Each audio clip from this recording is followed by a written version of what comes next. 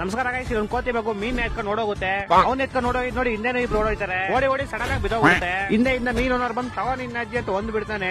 ಆಮೇಲೆ ಯಾರೋ ಇಬ್ರು ಬಂದ್ಬಿಟ್ಟು ಅಯ್ಯೋ ಪಾಪ ಮಗು ಹೊಡ್ಬಿಟ್ರು ಅಂತ ಇಬ್ರು ಎತ್ಕೊಂಡು ಹಾಸ್ಪಿಟಲ್ ಕರ್ಕೊಂಡು ಹೋಯ್ತಾರೆ. ಯಾವ ಹಾಸ್ಪಿಟಲ್ ಕರ್ಕೊಂಡು ಹೋಯ್ತಾರೆ? ಅಯ್ಯೋ ಬೇವರ್ಸಿ ಬೋ ಮಕ್ಳ, ನಾನು ಇವ್ರಿಬ್ರು ಎತ್ಕೊಂಬ ನೋಡಿ ಯಾವ್ದೋ ಸರಿಯಾಗಿರೋ ಹಾಸ್ಪಿಟಲ್ ಕರ್ಕೊಂಡೋಗಿ ಮಗು ನುಡಿಸ್ಬಿಡ್ತಾರೆ ಅನ್ಕಂಡೆ. ನೋಡ್ರಿ ಇವರೇ ಮೇನ್ ವಿಧಾನಗಳು ತಗೊಂಬಂದ್ ನೀರ್ಗೆ ಹಾಕ್ಬಿಡೋದ. ಕೋಲಿ ಬಿಡಿ ವಯಸ್ಸು ಹೆಂಗೋ ಎಷ್ಟು ಬಿಡ್ತಾರೆ. ಕೋತಿ ಮಗು ನೀರಲ್ಲಿ ಮುಳುಗಿ ಬಂಡೆ ಕಡೆ ಬೆಡ್ ಅನ್ಕೊಂಡ್ ಮಲ್ಕೊಂಡಿರುತ್ತೆ. ಅಣ್ಣ ಆರಾಮಾಗಿ ಮಲ್ಕೊಂಡಿರೋದು ನೋಡಿ ಒಂದ್ ಮಲ್ಲೇಶ್ವರ ಮೀನ್ ಬಂದು ಈ ಕೋಳಿನೆಲ್ಲ ನೋಡಿದಿಲ್ಲ ಅಂತ ಗ್ಯಾಪ್ ಮುಸ್ಕೊಂಡಾಗ ಗೊತ್ತಾಗುತ್ತೆ.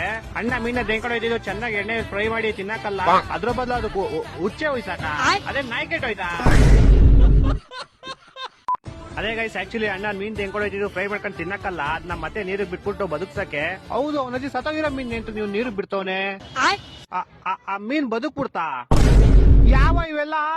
ಅವನಜ್ಜಿ ಯಾವ್ದು ಬರೋದು ಆಸ್ಕರ್ ಅವಾರ್ಡ್ ಬರೀ ಹಾಲಿವುಡ್ ಅವ್ರು ಕೊಡೋದು. ತಗೊಂಬಂದ್ ನೀವ್ ಮೀನು ಕೊಡೋದು ಮಾರ್ಕೆಟ್ ಅಲ್ಲಿ ಸತ್ತೋಗಿರೋ ತರ ಆಕ್ಟಿಂಗ್ ಮಾಡಿ ತಗೊಂಬಂದ್ ನೀರಿಗೆ ಬಿಡಿದ ತಕ್ಷಣ ಬದುಕ್ಬಿಡೋದು ಅವ್ರ ಅಮ್ಮನ್ನೇ.